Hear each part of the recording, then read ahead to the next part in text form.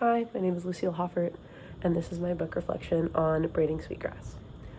So I would just like to start off by saying that I really enjoyed this book and how it connected like a scientific mind to like a cultural or religious mind, and how those ideas that come from both seeming two different places can come together and work together, which I think is really, really cool to look at, because a lot of times in current day, a lot of people try to divide them and like separate religion or culture from like environmental issues. So it's really cool to see how like her culture, which is Native American, like connected with the environment. And I know that a lot of these like issues that deal with the environment are already focused on in Native American culture, but it was just cool to see how those connect and how like someone who's different religion or from a different place can like hopefully do the same thing. So one thing that I noted was in the honorable harvest, she emphasized taking only what you need and using everything that you take and then giving back to the earth. And this is like rooted in her culture and the traditions there, but I think that we can take that in class. We've talked about ways to be more environmentally conscious, ways to be more sustainable, like changing like day-to-day practices from maybe buying a ton of things like mass consumerism to being more conscious of what you're buying.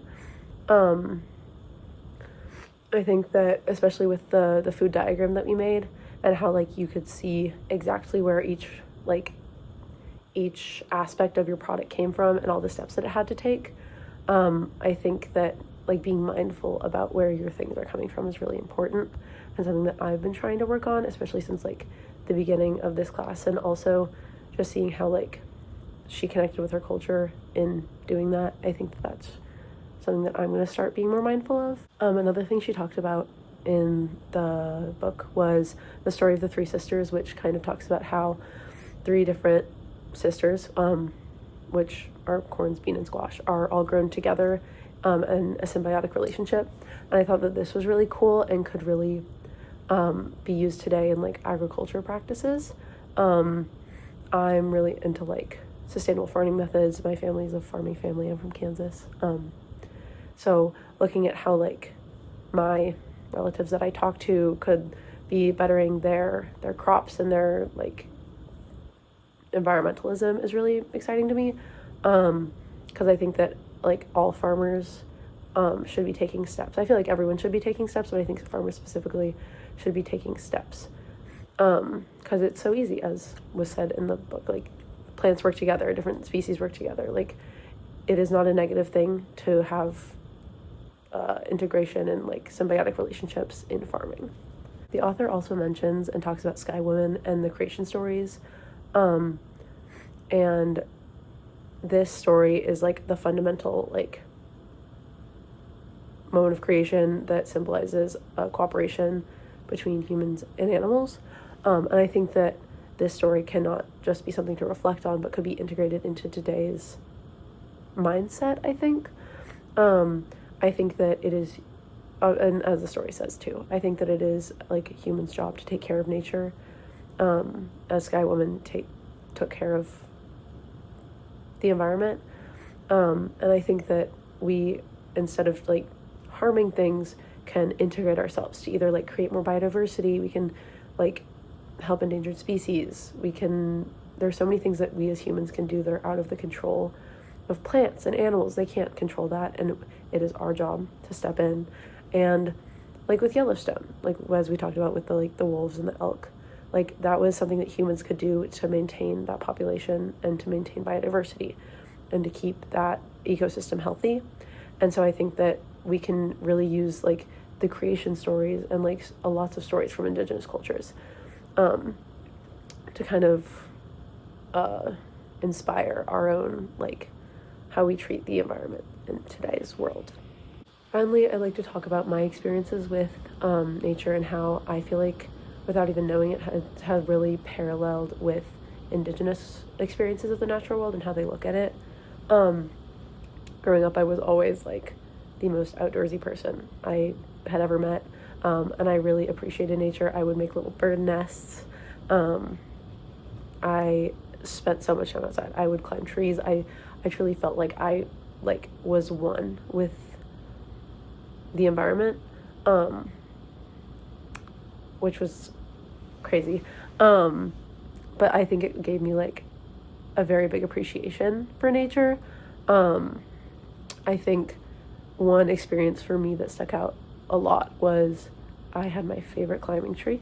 And one day the people from the city, it was by the road, and the people from the city came by and they chopped off one of the branches, and it was one of my favorite branches because you could lay on it. And I would nap up there, which sounds also insane, but, and they chopped it off, and I was like, I was pretty young, so I was like, oh, okay, like, how long am I gonna have to wait for it to grow back? And my mom said, it's not gonna grow back. And that for me was, like, a moment where I was like, what, like, I don't know, I had a very hard time with losing this branch, but it really made me, like, realize how hard it is to, like, maintain things and how important it is to maintain things, because once they're gone, like, it takes time to regrow things and to make things healthy. And I think that, like, I also worked as a field research assistant 2 summers ago, and then the field research manager this last year. And through that experience, I really saw, like, the effects of humans on trees. So we did a tree census. We would look at 10 by 10 meter quadrants, and it was really interesting to see how, like, the trees by the trails, you could see where humans had done things to them, or how trash was, like, impacting certain quadrants, like, ability to do things, or if somebody had decided to, like, I don't know, breach, like, a dam that had been formed or something like that, like, how that really changed the environment and the ecosystems. Like, 2 summers ago, there was a dam that it was just, like, you know, it wasn't a full dam, but it was, like, made by, I don't know, it was just dirt, and the water couldn't go through.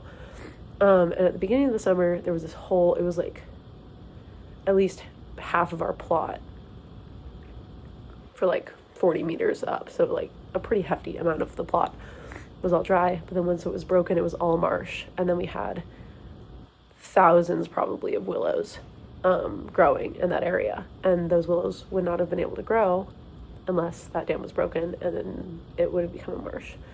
So really, I think, like, being mindful of what you're doing in nature and leave no trace. I was also a Boy Scout, so, like, that was really important to us.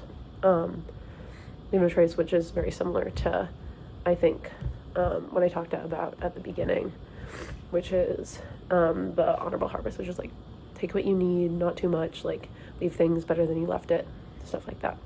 But overall, I really, really enjoyed this book, and I loved, like, looking at how I could connect with it in my own life.